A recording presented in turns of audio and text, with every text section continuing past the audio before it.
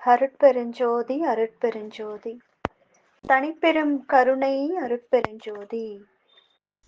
வாழ்க வையகம், வாழ்க வையகம், வாழ்க வளமுடன். அன்பான உறவுகள் அனைவருக்கும் வாழ்த்துக்கள் மற்றும் வணக்கம். உண்மை நிகழ்ச்சிகள் என்ற தலைப்புல வேதாத்ரி மகரிஷி ஐயா வாழ்க்கை மலரில் இன்னைக்கு என்ன சொல்லியிருக்காரு என்பதை நாம சிந்திக்க போறோம்.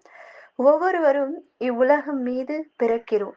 மனித இனம் வாழ்ந்து கண்ட அனுபவம், வாழும் மக்களின் கூட்டுறவு, இவைகளின் துணையையும் பயனையும் கொண்டே நாம் வாழ்கிறோம்.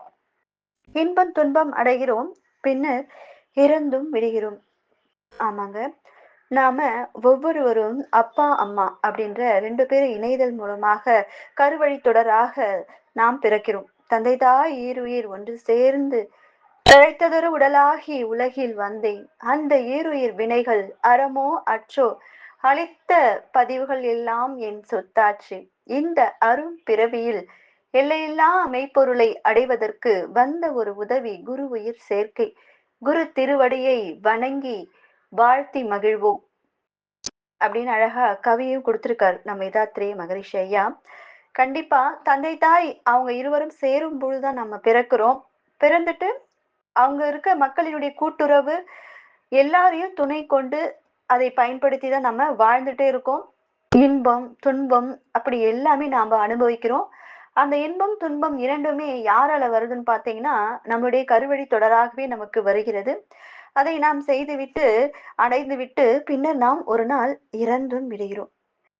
அப்போ நம்ம ஏன் பிறக்கிறோம், நாம ஏன் இறக்கிறோம் அப்படின்ற நிகழ்வு நம்மளுக்கு ஏன் தெரியல அப்படின்னு பாத்தீங்கன்னா, நம்ம மாயை என்ற இதுல சிக்கி தவிச்சு கொண்டிருக்கணும்னு சொல்லலாம். அதாவது இந்த புனல் மயக்கத்தில் நம் மாயை என்ற வலையில் சிக்கி நாம வந்த வழியை மறந்து நாம் வாழ்ந்துட்டு இருக்கோம் அப்படின்னு தான் நம்ம சொல்லிக்கலாம்.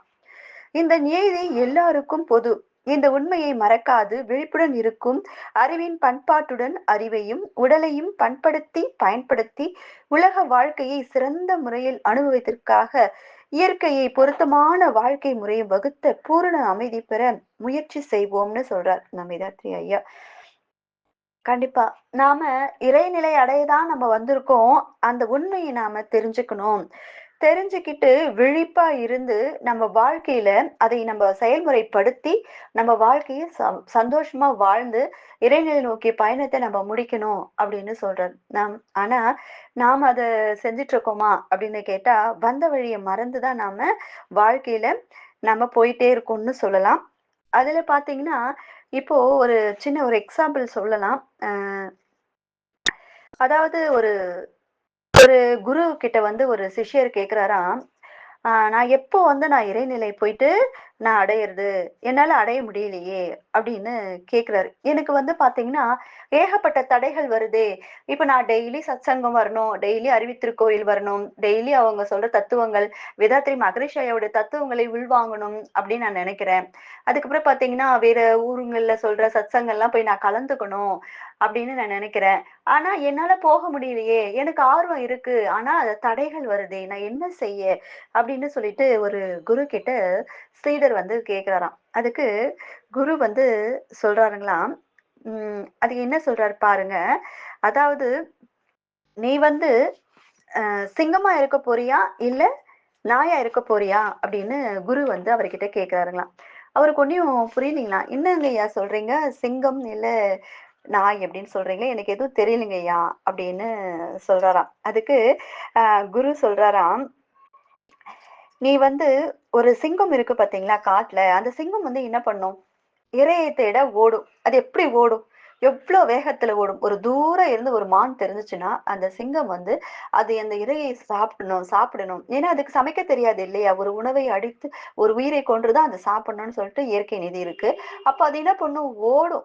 எவ்வளவு வேகமாக ஓடுமோ அவ்வளவு வேகமாக ஓடும். அதற்கு இடையில் எது வந்தாலும் அது தடுத்து நிறுத்த முடியாது. அதனை அவ்வளவு ஃபாஸ்டா ஓடி அந்த மானை அடித்து தின்றுவிடும். அதே போலதான் நாய் என்ன பண்ணும், நாய் வேகமா ஓடும். ஆனா நாயை நம்ம யாராவது எதுக்காக ஓடும், நாய் பசிக்காக ஓடும், இல்ல ஏதாவது ஒரு நாயை துரத்து ஓடும், ஏதாவது ஒண்ணு செய்யும், ஆனா வேகமா ஓடும். அதுவே நீங்க ஒரு கல்லை எறிந்தீங்கன்னா அந்த நாய் மேல, அந்த நாய் என்ன செய்யும்னு பார்த்தீங்கன்னா, திரும்பி நம்மள பார்த்து குலைக்க ஆரம்பிச்சுரும். நம்மள பார்த்தே குலைக்க ஆரம்பிச்சுட்டு, நம்ம எதுக்காக ஓடி வந்தோம்? எதுக்காக ஓடணும்? அப்படின்றதே அது மறந்துட்டு, நம்மளையே திரும்பி பார்த்து கொஞ்ச நேரம் குலைத்து விட்டு, அப்படியே அங்கேயே படுத்து தூங்கிடும். இதுதான் இதுதான் நாம செய்றோம். அதாவது சிங்கம் என்ன பண்ணும்? தன்னுடைய நோக்கத்தில் இருந்து, தன் லட்சியத்தில் இருந்து, தன் தேடலில் இருந்து எப்பொழுதும் அதற்கு தடைகளை உருவானாலும், அந்த தடைகளை எல்லாம் அப்படியே உடைச்சு எறிஞ்சு, அதனுடைய நோக்கம் என்னமோ அதிலேயே கவனம் செலுத்தி அந்த இடத்துக்கு போகும். ஆனா நாய் என்ன பார்த்தீங்களா? தன் நோக்கத்தையே மறந்து, நாம் எதற்காக ஓடினோம் என்பதை மறந்து, யாராவது ஒரு கல்லை எறிந்தவுடன் திரும்பி அவர்களை நோக்கியே குரைத்துக் கொண்டே இருக்கிறது. அதற்கு பிறகாமல் ஓடாமல் அங்கேயே நின்று வேறு ஒரு பாதைக்கும் செல்கிறது.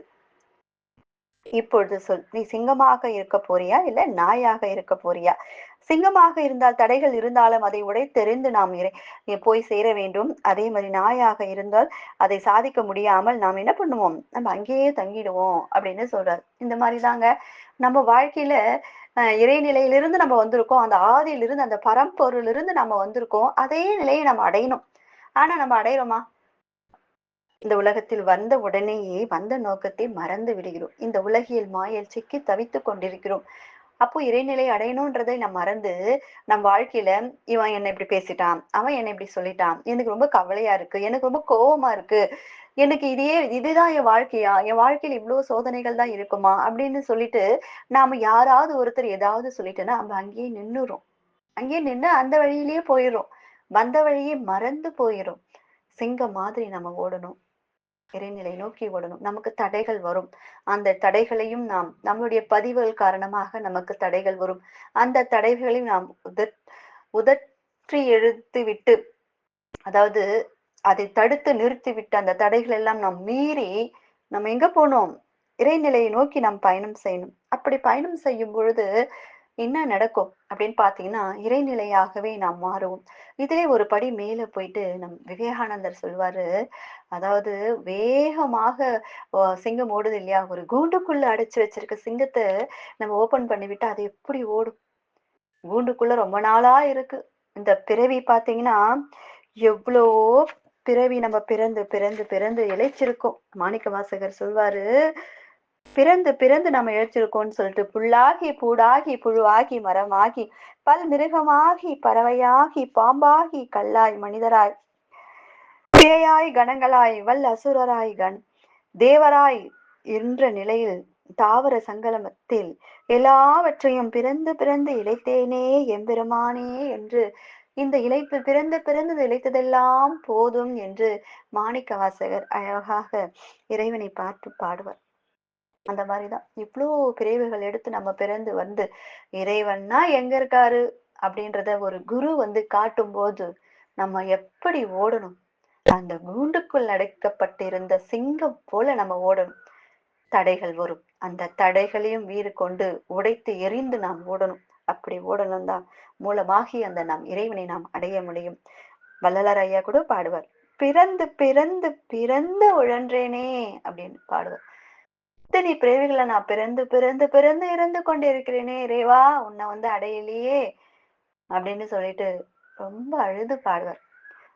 இப்படிதாங்க நாம வந்து நம்மளுடைய வந்த நோக்கத்தை நம்ம மறந்து நம்ம வாழ்க்கையில ஓடிக்கொண்டே இருக்கிறோம். மனிதன் வாழ்க்கை தத்துவத்தை அறிந்து பிறப்பு இறப்பு இடையே அறிவு இயக்க காலத்தில் மட்டும் ஏற்படும் இன்ப துன்ப மாற்றம் என்ற மாறுபாடுகளையும் மனதில் கொண்டு அமைதியாக வாழ திட்டங்கள் அமைத்துக் கொள்ள வேண்டும் என்று நம் வேதாத்ரி மகரிஷி ஐயா நினைவுபடுத்துகிறார். பிறப்பு இறப்பு எதனால வருது, நம்ம எதுக்காக இந்த பூமிக்கு வந்திருக்கோம் என்றதை ஞாபகப்படுத்தி கொள்ளுங்கள். நாம் இறைநிலை நோக்கி பயணத்திற்காகவே வந்திருக்கோம்.